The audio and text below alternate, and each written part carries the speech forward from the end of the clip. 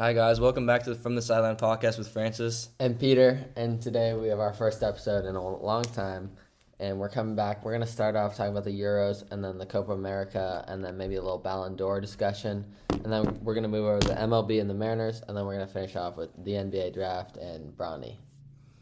Thank you so much for listening. Make sure you listen to the whole episode and follow and watch our other episodes. So starting off with the Euros, Peter, what do you think about this game and just in general? Which game specifically? The finals. Well, the final, I think England were thoroughly outplayed, if we're being completely honest. And I do think Southgate gets a little too much criticism, but you got to bench Harry Kane in that game with Ollie Watkins scoring that goal in the semifinal against the Netherlands. He's so much better. He brings so much more intensity to the squad. And also, it's not like Harry Kane's just not doing anything. He's taking it away from the other players. He's taking up Phil Foden's space. He's taking up Jude Bellingham's space, and he's making them worse as a team. And you can see when Watkins and Palmer come on that they kind of bring that spark, and they let the other players do their own thing versus Harry Kane. He likes to sit back, and his striking hasn't even been very good this tournament. So it's really interesting to see what they're going to do going forward with Southgate now out. But I do want to talk about Spain. Just played an absolute masterclass, even though they don't have really the best roster in Europe really at all.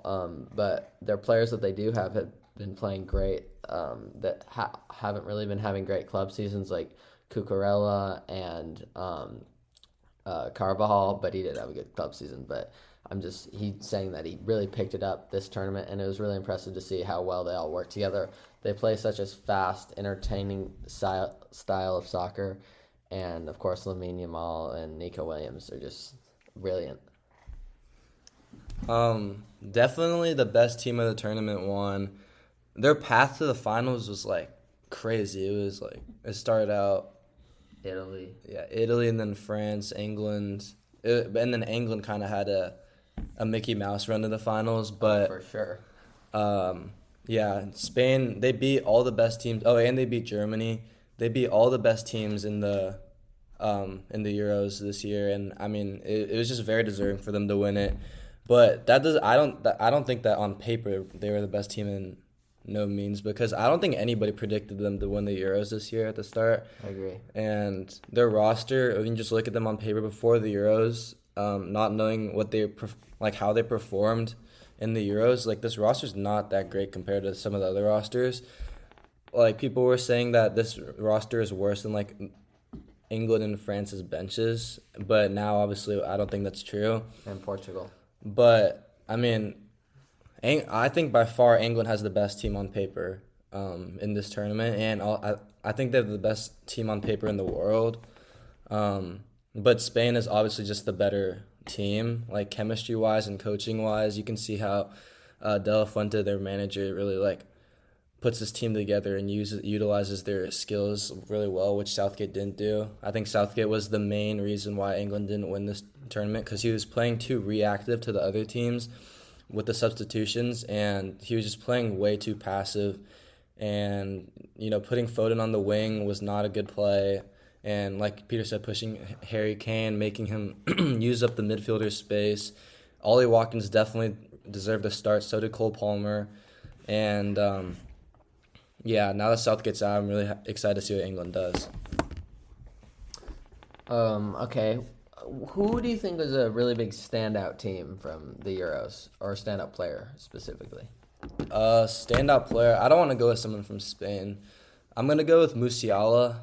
Good pick. Yeah, he's one of my favorite players. He's super techy, and Germany is also one of my favorite teams. I didn't really like them before, but this team that they have now is incredible. I think they were the second best team in this tournament. It was unfortunate that they had to go against each other so early in the tournament.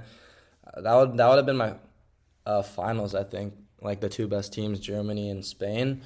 But, Spain bested Germany outright. And it was just Musiala is I think he's better than Lamine Yamal, and they're both incredibly young. Jamal Musiala is 20, I think, and he's going to get so much better. He's not even at his peak yet, and he's one of the best attackers in the game. What about you, Peter? Well, he wasn't really necessarily the best player in the tournament, but Calafiori from Italy really rose his stock a lot. And now it looks like he's going to sign with Arsenal for like about $50 million transfer fee, something like that. They're kind of debating with Bologna about that. But I mean, nobody really knew who he was before the tournament, unless you're like a really hardcore Serie A fan, which I don't think a lot of people are, especially Americans. But he really put himself on the map. He's a really big guy and great defender, and I think he's actually really going to work out well in the Premier League with Arsenal. I think he fits right into their lineup well. Speaking of like players who really rose their stock, like pretty much the entire Spain starting lineup, I feel like rose their stock like exponentially. Like, uh, like the like Cucurella, he wasn't really great with Chelsea, but then like even like smaller players that nobody expected to have any like impact on the team whatsoever, like Danny Olmo, won the Golden Boot. Fabian Ruiz, arguably one of the best players in this tournament. Like Nico Williams, I don't really think people thought he was gonna have this big of an impact, and he's like one of the best youngsters in the world right now, and he's looking like he's gonna sign with who is Barcelona. Barcelona? No, I think No, it's Barcelona. They're about to sign him. I thought it was okay. I guess Barcelona is gonna sign him, and he was on Atletico Bilbao before, and I mean he was fine in La Liga, but I don't know, with this Euros he's looking like one of the best youngsters in the world, and just like all those players really rose their stock. I don't know if it's gonna. Let's see if it translates to the club level, but hopefully it does. But all these guys just played so great for Spain. Looks like they were just wanted it more, and they were really passionate about this. Who do you think was the biggest disappointment of the tournament? Disappointment. I'm gonna start off with team, and I mean I think it's, I mean you could. There's a lot of ways you could go with this, but I'm gonna go Portugal. I mean they have the best roster in the entire world, in my opinion, or maybe aside from teams like Brazil. It's very debatable, but they are so deep and they have so many great players. But their manager just gives Cristiano Ronaldo the keys to everything, and there's no denying the fact that he's washed. He shouldn't be taking free kicks for Portugal, and you can tell just by being an average watcher of the game that he is hurting them play. And the manager, Martinez, just doesn't seem to do anything about it.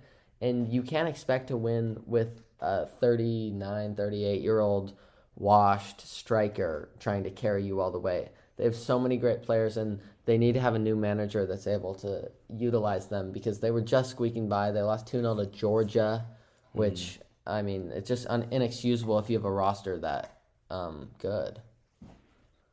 My disappointing team this year was, I feel like Italy's a good answer, but I mean, this Italy roster is not very great. But just because they were the winners last Euros, it was just like people were expecting them to do more than lose in the round of 16. But I would say my disappointing team would be France. Like I know they made it to the semis, but I mean they're the by far favorites to win the Euros, and I think they have the best roster. Like I know I said England has the best roster in paper, but I thought France had the best team, like chemistry wise and roster wise, going into this tournament, and that's why they were the favorites.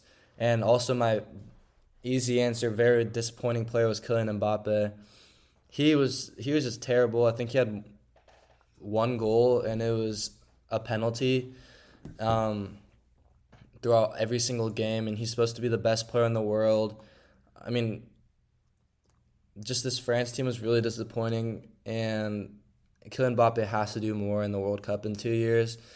But, I mean, Cole Palmer in, the 45 minutes that he played had more of an impact to his team than Kylian Mbappe did the whole tournament, and I don't really think he got subbed off. So, do you have a disappointing player, Peter? I mean, well, there's obviously Ronaldo and Harry Kane.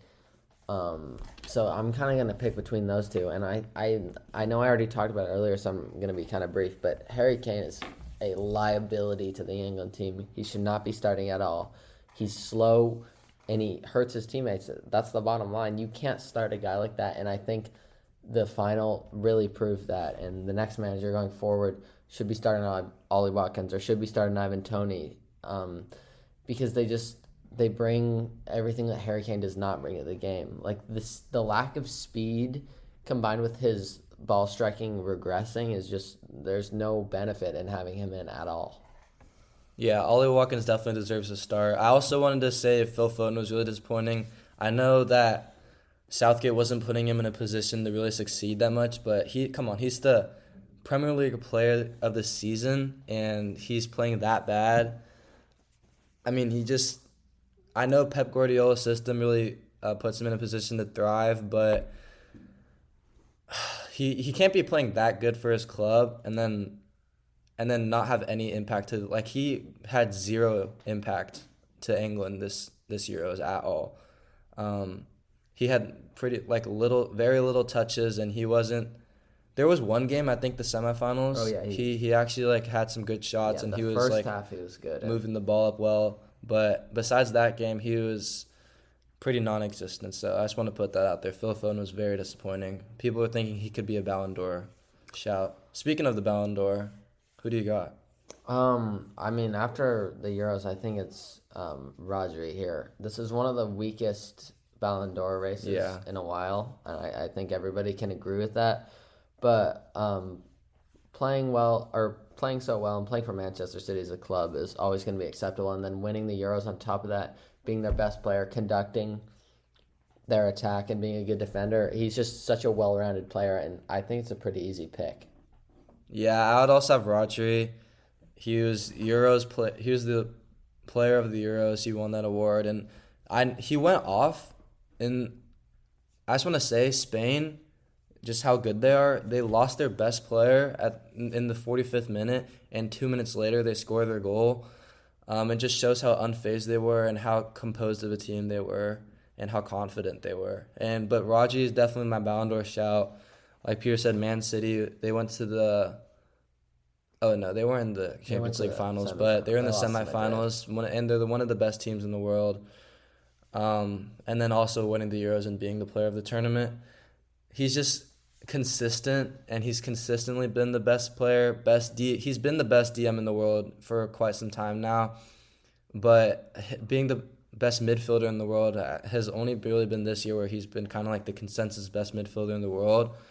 But I mean, being in a midfield with Kevin De Bruyne and being able to come out on top as kind of the consensus best midfielder in the world is crazy, because everybody knows Kevin De Bruyne is world class and one of the best midfielders of all time. So Rodri definitely deserves a shout. But on top of that, the competition is kind of weak, like Peter said. I mean, who would be next up for me is probably Vinny, and I honestly don't think he's that good. And Brazil was really lackluster in the Copa America, and I know Real Madrid won the Champions League, but if Brazil made it to the finals of Copa America, at least, I think Vinny would be the favorite.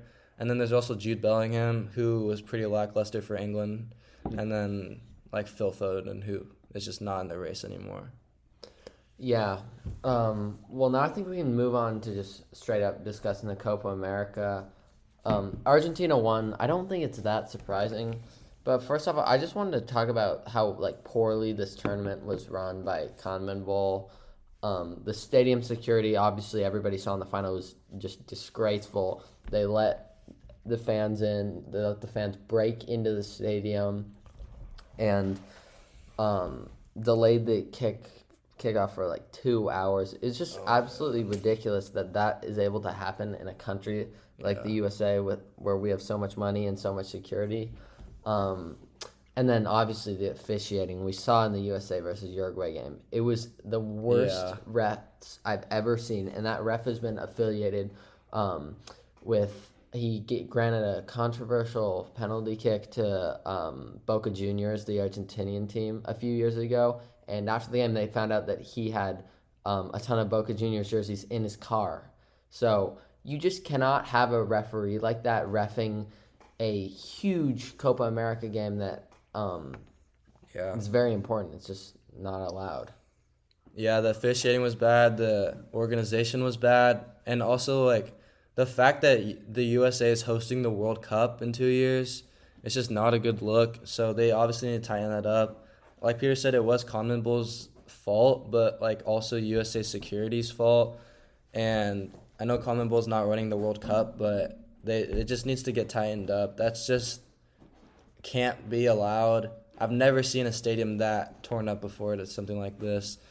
You have to expect that at a tournament this big, in a sport this big, that this is going to happen. And you have to be prepared for that, and it was just really bad. Yeah, the fact that the game was delayed that long was crazy, and honestly, I thought it was going to get canceled for sure. But moving on to the actual game, well, Copa America in general was just a much worse tournament than the Euros, so much less exciting. The games were so much more boring. The officiating was so much so much worse. And I don't know, the fact that USA didn't even make it past the group stages, after that, I lost a lot of interest, and then Brazil got kicked out, and I don't know, it was just really boring to me. But one team that was really exciting was Colombia. They were winning a lot of their games, like just beating the pulp out of their opponents. Richard Rios, just really unexpected, but he turned up this tournament, and he was like probably a top 3 player in this entire tournament, with James Rodriguez, who won player of the tournament and was the best player of this tournament, won 6 man of the matches. Colombia was just a really impressive team. The managing was great, and nobody was expecting this from Colombia, but it's really a testament to them that they got to the finals. And also Canada made a really big run, really unexpected, even with Alphonso Davies ghosting a lot of the games. And then Argentina won, just a typical outcome that we saw coming. What do you think, Peter? Well, yeah, I agree. Colombia, it's really interesting that James Rodriguez just decides to play so well for a country when he's getting benched and playing horrible at Sao Paulo in the Brazilian league, scoring 0 goals, I think it was. But I guess when you play for your country, you just turn up, and it's really evident with him there. But moving on to the results, I don't think Argentina winning was a shocker at all. The Messi injury was pretty hard, but they just have so much talent around him that, I mean, they can afford to lose a guy like him, and I don't think anyone else in the tournament, besides maybe Brazil, can. But speaking of Brazil, they have such a good roster. They're in that discussion for best roster in the world, but they're coaching, and they just cannot play together at all. Obviously, they didn't have Neymar, but he's not even a world-class player anymore, I'd argue. They have Vinny, Rodrigo, so many other players, and yet they can't even, semifinal or quarterfinal? I don't know where they're at. Quarterfinal. It's just ridiculous when you have a team of that quality. So they really need to figure out what they're going to do internally, need to get a new manager, and kind of figure out a way that they can work together to be a competitive team, because they have more than enough talent to do so. And when you're losing, who'd they lose to? They didn't lose to Uruguay, right? Well, when you have teams like Uruguay, they're a very talented team, but when you have teams like Uruguay making it to the final, and you're Brazil, the soccer nation, and you're getting eliminated in the quarterfinal, it's just unacceptable. Yeah. Also, briefly, before I talk about the actual final game, I want to talk about Team USA. I really thought we were going to make it far this tournament. This is one of the best rosters we've had in a while. The managing was bad, but our team just played really bad. Our group was pretty easy as well. I even thought we were a better team than Uruguay, and we lost to Panama, and it was just like the officiating was bad, but we just didn't really play that well, and it's just really sad for me to see. We have such a talented roster this year, and hopefully going in the World Cup, we get a new manager and this tightens up. But now the actual finals result, Argentina, yeah, they're just so deep, man. Like, they can easily afford to lose Messi. I even thought, hot take, that they played better without Messi on the field, and their substitutions were really key for that. Obviously, Lautaro Martinez scoring the game-winning goal, and he was a substitution. Nico Gonzalez was great, and Di Maria's final game, his goodbye, and he played great this tournament. Julian Alvarez played like the player of the tournament. If James Rodriguez didn't play as good as he was, I honestly think Julian Alvarez was the best player in this tournament. Emi Martinez just being the goalkeeper that he is, he's incredible. And Argentina, I thought Colombia played definitely in the first half, Colombia played better and they controlled the possession, but Argentina just knows how to create chances and win games and utilize those chances. Like Colombia outright beats teams and absolutely controls, dominates, but Argentina doesn't really have any of those outcomes where they absolutely dominated and won by like 3 or 4 goals. It's always like a 1 or 2 goal game, but Argentina just plays their own pace and plays their own game and then creates their chances when they need to and just maintains a steady lead. And that's not really what they did this game, but they didn't get dominated and they were playing at their own pace, and then when they needed to, they scored their goal. They were just waiting for Colombia to slip up. But yeah, Argentina, the outright Copa America winners, but like I said, Copa America is so much worse than the Euros. And Peter, do you think if the Euros and Copa America, well, I was going to say if they're combined, but I guess it's just the World Cup, like right now with these rosters and these teams, like I honestly think that Argentina, I don't really know how competitive it would be between Copa America and Euros, like if they did like head to head. I mean, well, I disagree with you because it's really a different style of game when you see it. Like, obviously, the South American players are notorious for flopping, and they play flopping and then being very aggressive with fans and stuff, which is really kind of interesting. But I think if they played each other, like we've seen in the World Cup before, obviously it's not the same Argentina team, but they play to the level of their competition. And when you're playing a kind of a scrappy game like that, like they do in the Copa America, it's not really going to translate over to the Euro, so you're going to be forced to play kind of a different style of soccer. So, yeah. Yeah, I guess that's true. Yeah, I guess they would play to the... I agree with that. Okay, now we're going to talk about the Mariners and how disappointed they've been the past couple of weeks. Lost a lot of close games, 1-run games, and... We had a steady like 10-game lead, and then it just slowly declined. And then now we're only up by 1 game to the Astros, and it's not looking good. Our offense hasn't really been turning up.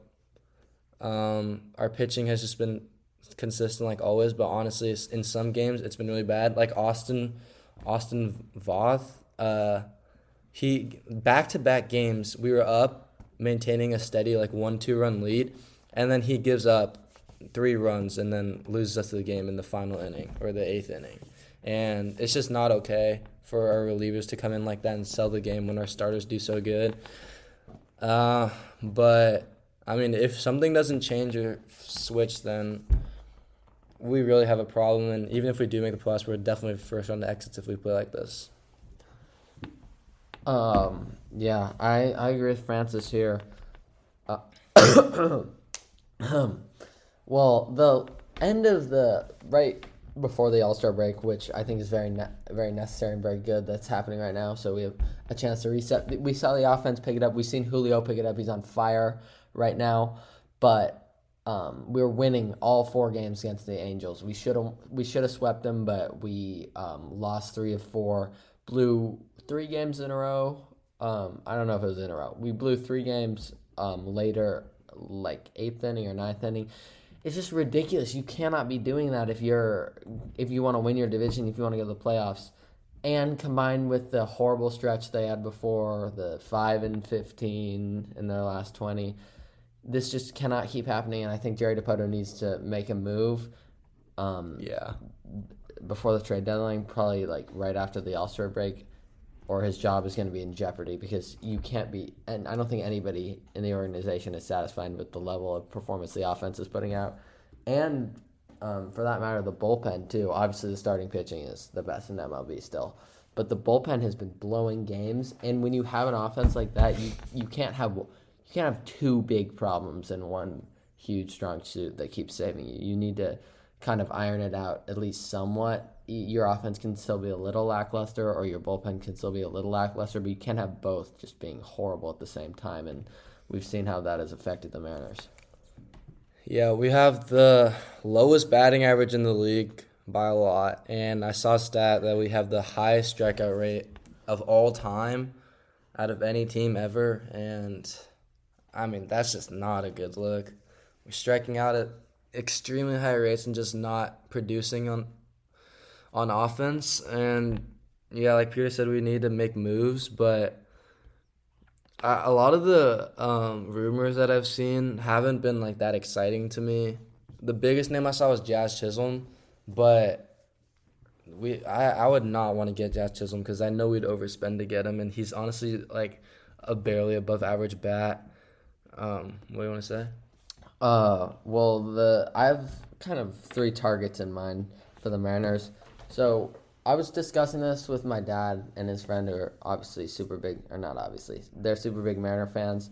And so we're discussing the kind of players that would succeed in the ballpark with T-Mobile and in our system. So they're not like having to rely on the people around them or kind of hitting short home runs. So the first player that was on my list is Amed Rosario. He's batting like around 300 right now with the Rays on a super cheap expiring contract. Should not have to give up too much to get him. And he's batting 300. The Rays are definitely going to want to sell. I think this is a no-brainer at short. Just getting an everyday starter who's going to get some hits, and he's going to prop up everyone else in the lineup. And then the big boy, Luis Robert. I think that's the guy we need to target. He's only batting like 200, but he has a 9-something OPS. He's just an absolute slugger, and that's perfect. I also feel like his Park. morale's pretty down on the White Sox, and if he was on the Mariners, I feel like he would turn out. Yeah, I mean, but having a 900 OPS with 200 average is absolutely insane, and it works perfect because the Mariners, they're not really going to have a lot of people that you can bat in ahead of you, so he's going to get us a lot of solo homers, and it would take a lot to get him. I think you got to throw Hancock in there. Maybe you got to throw Harry Ford in there. And then there's a 2028 shortstop. I can't remember his name. He's expected to come out in 2028. So maybe you throw him in there. There's a lot of names you could do. But yeah, I think those are the 2 that we need to get. And then obviously we've heard about Vlad Jr. potentially going to the Mariners. But for me, that's too big of a price to pay for. He's not as great of a player as he was 2 years ago. That was kind of a standout season. He hasn't really replicated stuff like that. So I'd really like to see Amed Rosario, Luis Robert, and then just kind of bolstering the bullpen. Yeah, to me, Vlad Jr. is pretty not realistic, but yeah, I think the Blue Jays would just demand way too much for Vlad Jr. because he was like the best first baseman in the league for a bit. So I think I saw a thing that I thought was a really good fit and would be really good for us is Randy Arozarena. He's been consistently one of the best outfielders in the league and on one of the best teams in the league for a while now. Just a really consistent bat and a great defender as well. I feel like he would bring a lot of spark to our team that we really need. Also, I want to talk about that guy we just drafted in the first round, the switch pitcher. I saw a lot of people not liking this pick. I don't know. I don't know much about like baseball drafts and stuff like that and like the prospects. I haven't really been paying attention to that, but I have seen him before. And I mean, it's insane what he does.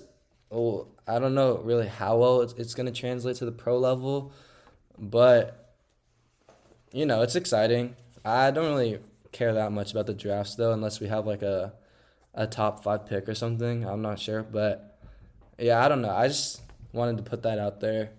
We'll see if he does anything. If he does get to an elite level, that'd be so exciting to watch a switch pitcher in the MLB. Never been seen before. But yeah. It has. It has? This guy for the A's. I don't remember his name, but yeah, if we're drafting a guy 15th overall, he better be pretty good. So yeah, I think we're both excited to see what he's going to be like going forward. But yeah, the Mariners definitely need to make some changes coming soon, or just some flip needs to be switched in our bats. I don't know if our batting coaches or something needs to lock in or something. But now we're going to move on to the NBA draft finally, and just how bad of a draft this was. I think in my lifetime, or like in how long I've been following the NBA, this is definitely the worst draft class I've ever seen. I mean, I watch overtime elite a lot, and Alex Sarr came from there, but he was drafted number 2 overall, and he's expected to be like, a lot of people think he's expected to be the best player coming out of this class and like rookie of the year. He's kind of a unicorn. Like, he's not obviously on the Wemby level, but he has like those skill sets, just not to as a refined level, not as good of a shooter. But he went 0 for 15 from the field with 0 points yesterday. And I know it's Summer League, but come on. And you're on the Wizards too. And obviously Bronny, we're going to have to talk about Bronny, but I want to talk about some other guys first. Rob Dillingham, my favorite player in this draft. He's looking like one of the promising guys in this draft. He's like just a lock to be a bucket on offense. Obviously on defense, he's kind of a liability, but not even. He had 2 steals last night, and he's just a very consistent ball handler, very consistent shooter off the dribble and spot up. Dalton Connect is really good. Zach Edey's going to be a really good piece for the Grizzlies. Jared McKinnon's going to be a decent piece for the Sixers. But Peter, what do you think about Bronny? Well, just to put it in no uncertain terms, he's not cut out for the NBA at all. We've seen it in the Summer League games. We even saw Jaylen Brown. Someone did some lip reading and found out that he said, "Yeah, Bronny's not ready for the NBA. He's not an NBA player," which is true. He's not an NBA player. What I think is gonna happen is they're gonna bring him in maybe for 1 or 2 games, get him to play with LeBron, and then his career, maybe he's just gonna be playing overseas, or he's gonna probably be playing overseas. But he's been horrible in the Summer League. It's not a high level of competition at all. He has 2 points total in 2 games already, and he looks so afraid. And he's supposed to be a really good shooter and passer, and he's done none of that. His shooting has been abysmal. So yeah, I don't know what the future looks like for him, but it's probably going to be overseas. Or who knows? He might just retire because he can. Yeah, wholeheartedly agree. Bronny is not fit for the NBA. You can't be struggling this bad in Summer League, dude. If you were like a bona fide first-round pick and you had a lock on the roster, like, you can be performing a little lackluster, but not if you're the 55th pick and you're actually trying to earn your spot and you're averaging 4 points a night and averaging 0% from the 3 when you're a 3-point guy. Even his defense hasn't been good. Those are his 2 standout traits that he's actually like kind of good at, his defense and 3-point shooting, and he hasn't done either one of those well. His off-the-ball movement really needs a lot of work too, and his finishing is actually pretty decent though, or has been pretty decent. But yeah, obviously a little bit of nepotism going on here, but a little. And it's not like he even played decent at USC. He was really bad. He averaged like 4 points a game. He really did not need to. He could have stayed another year for sure.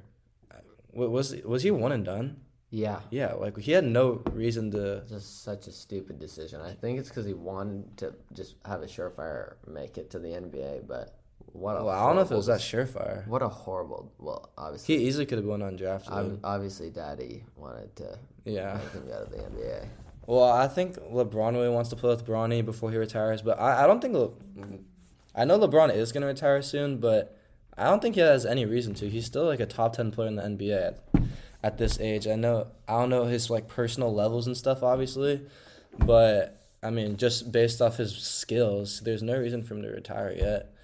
But obviously age does have an impact in like how his body feels and stuff like that. But yeah, Bronny, if he does make the roster, then there's some obvious nepotism going on here, and Bronny's just not very good at all. Even Dalton Connect hasn't looked that good, but like exponentially times better than Bronny.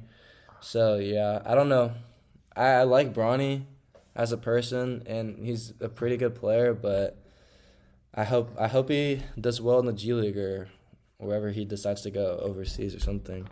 But yeah, that's gonna cap off this episode. Thank you so much for listening. I feel like this is a good episode. We had some good content, so thank you for listening. Make sure you follow and look out for new episodes coming up. Deuces.